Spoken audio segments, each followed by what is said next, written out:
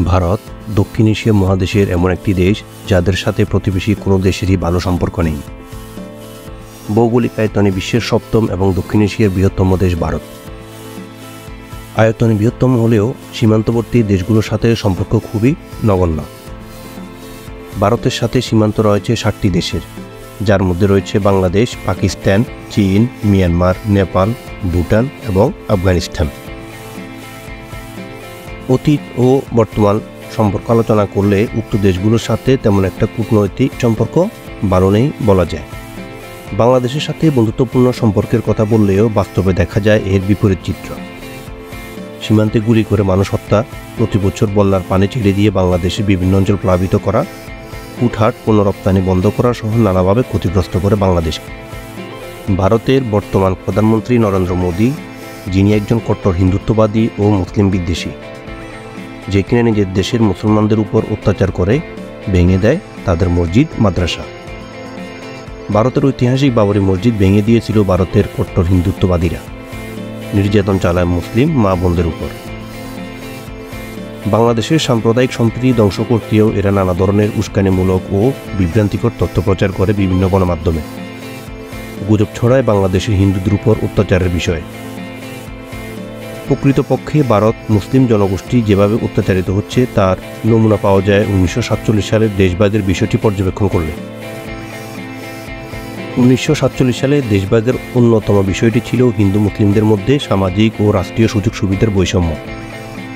ইতিহাস পর্যালোচনা করলে দেখা যায় ভারতবর্ষের হিন্দু সম্প্রদায়ের লোকেরা মুসলমানদের উপর সুযোগ সুবিধা থেকে দূরে রাখত, আর এর থেকে শুরু হয় দেশভাগের। ভারতের হিন্দু সম্প্রদায়ের মধ্যে এখনও সেই 47 প্রেতাত্মা ভর করে রয়েছে। এবার আসা যাক দেশের কিছু অভ্যন্তরীণ বিষয়ের উপর। বাংলাদেশ ও নেপালের মধ্যবর্তী ভারতের যে স্থানটি রয়েছে তার দূরত্ব প্রায় 25 কিলোমিটার। পূর্বে বাংলাদেশ এই জায়গাটুকু ব্যবহার করে সরাসরি বাংলাদেশ নেপাল রুট চালু করতে চেয়েছিল, কিন্তু ভারত এতে স্বীকৃতি দেয়নি। অপরদিকে মোদী সরকার শেখ হাসিনা সরকারকে হাত করে পুরো বাংলাদেশের বুক ছিঁড়ে ভারতের পশ্চিমবঙ্গ থেকে পূর্ববঙ্গ পর্যন্ত ট্রেন চলাচলের অনুমতি নিয়ে নেয়, কিন্তু দুর্ভাগ্যবশত তা কার্যকর হওয়ার আগেই হাসিনা সরকারের পতন হয়। এতেই ক্ষোভে ফেটে পড়ে ভারত সরকার, বিভিন্নভাবে অন্তর্বর্তীকালীন সরকারকে চাপে ফেলতে নানা ধরনের নাটক সাজাতে থাকে। ভারতীয় গণমাধ্যমগুলোকেও একের পর এক মিথ্যা সংবাদ প্রচার করলেও তাতে কোনো লাভ হয়নি। পরবর্তী পদক্ষেপ হিসেবে তারা ত্রিপুরার হাইড্রো ইলেকট্রিক বাঁধ ছেড়ে দিয়ে আকস্মিক বন্যায় ভাসিয়ে দেয় বাংলাদেশের দক্ষিণাঞ্চলের জেলা ফেনী, নোয়াখালী এবং কুমিল্লা।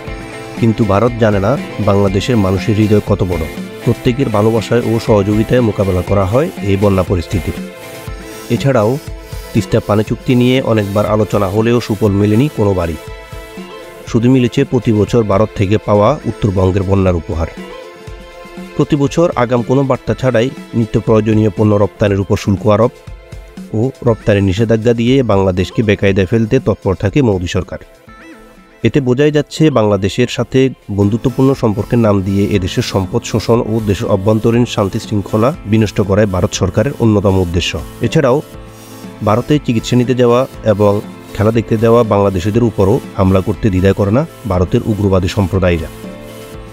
তাই এখনই সময় ভারতকে বয়কট করে অন্য কোনো বিকল্প পন্থা বেছে নেওয়া এবং দেশকে সামনের দিকে এগিয়ে নেওয়া।